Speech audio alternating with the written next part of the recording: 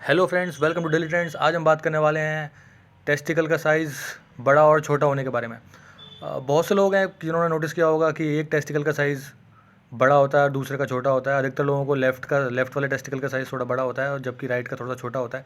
ज़रूरी नहीं है कि आप देखने पर इस डिफरेंस को नोटिस कर पाएँ, बट लेकिन बहुत से लोग हैं जो नोटिस करते हैं। तो आइए, इस वीडियो को शुरू करने से पहले अगर आपने इस चैनल को सब्सक्राइब नहीं किया है तो चैनल को सब्सक्राइब ज़रूर करें। इसके अलावा नोटिफिकेशन की बेल ज़रूर बजाएं। तो आइए शुरू करते हैं। तो जैसे कि सबकी बॉडी की शेप अलग अलग होती है, उस तरह का उसी प्रकार से सभी के पेनिस के साइज़ भी अलग अलग होते हैं। वैसे ही जो हमारी अंडकोश होते हैं हमारे, उसका भी साइज़ अलग अलग होता है। तो इसमें समस्या हो सकती है कि हो सकता है कि आपका दोनों में से कोई एक टेस्टिकल थोड़ा ज़्यादा लटका हुआ हो, और माइट भी हो सकता है कि थोड़ा सा माइन्यूट डिफरेंस हो, उसमें ज़्यादा कुछ ना हो। तो जिस आर्टिकल का मैं रेफरेंस ले रहा हूँ, इस आर्टिकल को मैं आपको पिन कमेंट में सबसे ऊपर दे दूंगा। डिटेल में आप पढ़ना चाहें तो यहाँ पढ़ सकते हैं कि इसमें सारी की सारी जानकारी दी गई है कि दोनों टेस्टिकल में से एक का बड़ा होना दूसरे का छोटा होना, क्या ये कॉमन है या नहीं है, या फिर आप अपने टेस्टिकल का साइज़ कम बड़ा अगर आपको पता लगाना है तो आप कैसे पता लगाएं, हेल्दी टेस्टिकल्स कैसे होते हैं, या फिर किसी एक टेस्टिकल के बड़े होने का कारण क्या क्या हो सकता है। ऐसे ही इसमें डॉक्टर से कब मिलना चाहिए, अंडकोश की समस्या का निदान करने के लिए क्या करें क्या ना करें, इनके उपचार क्या होते हैं, इसके अलावा इसमें क्या क्या कॉम्प्लिकेशंस हो सकती हैं। तो यूजुअली लोगों का टेस्टिकल साइज़ एक बड़ा एक छोटा होता है। वो बहुत दिखने में देखा जाए तो ज़्यादा बड़ा भी उसका छोटा भी हो सकता है, तो वो अलग विषय होता है। बट लेकिन अगर आपको आपके टेस्टिकल्स में कोई दर्द नहीं महसूस नहीं होता है या कुछ भी चीज़ें नहीं होती है, तो इसका मतलब ये दोस्तों, ये चीज़ें बिल्कुल नॉर्मल है। आपके टेस्टिकल में कोई प्रॉब्लम आपको नहीं है।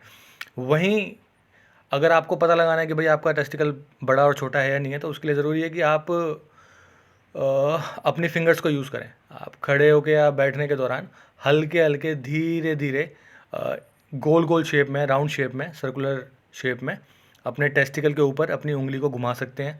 उससे आपको पता लग सकता है कि कहीं कोई आपको सूजन तो नहीं है किसी टेस्टिकल पर, या फिर आपको कहीं पे कोई दर्द तो महसूस नहीं होता है या कुछ नहीं होता है। लेकिन इसके दौरान आपको ध्यान रखना चाहिए कि ये प्रक्रिया आप तेज़ी से ना करें, बिकॉज़ आपको खुद को इंजरी करने से या फिर चोट लगने से बचाना चाहिए। हेल्दी टेस्टिकल के लिए अगर आप और भी कुछ जानकारी पढ़ना चाहें तो आप इस पर पढ़ सकते हैं, क्योंकि अगर मैंने पूरी डिटेल पढ़नी स्टार्ट करी तो ये वीडियो काफ़ी लंबी हो जाएगी, फिर देन इसका कोई मीन रह नहीं जाएगा। आमतौर पर टेस्टिकल की समस्या होने पर क्या होता है, ये बहुत सारे एसटीआई के कारण भी होता है, सेक्सुअली ट्रांसमिट इन्फेक्शन के कारण।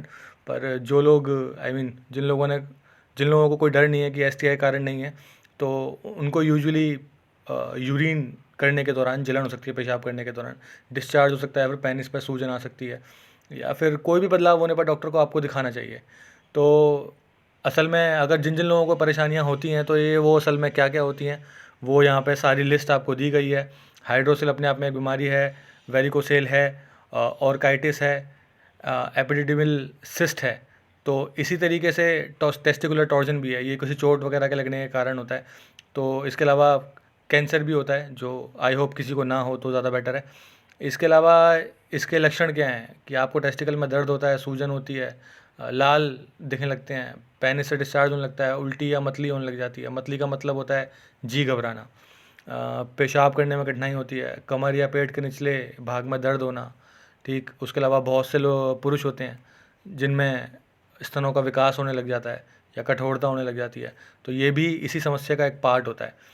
तो इसका पता लगाने के लिए डॉक्टर क्या क्या टेस्ट आपको करवा सकते हैं, इन केस अगर आपको कोई परेशानी आती है, तो उसमें urine test, blood test, ultrasound, CT scan, ये सारी चीज़ें डॉक्टर या फिर इनमें से कुछ टेस्ट करवाने के लिए आपको बोल सकते हैं। इसके अलावा सबसे पहले डॉक्टर आपका फिजिकल एग्ज़ाम ज़रूर करेंगे।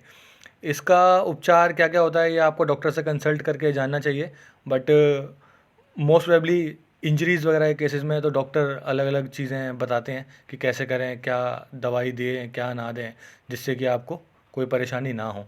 इसके अलावा कॉम्प्लिकेशंस इसमें ये होती हैं कि अगर आप टाइमली इलाज नहीं लेते हैं तो यस, आपको बांझपन भी हो सकता है। तो बांझपन में बहुत सारी परेशानी होती हैं, you can't be a father. तो उस तरह की परेशानियाँ होती हैं। इसके अलावा इस आर्टिकल में भी सारे रेफरेंस दिए गए हैं, सारी चीज़ें दी गई हैं। और अगर आपको ये वीडियो पसंद आई तो इसे लाइक करना ना भूलें। साथ ही चैनल को सब्सक्राइब ज़रूर करें और बने रहें हमारे साथ। Thank you, God bless you all.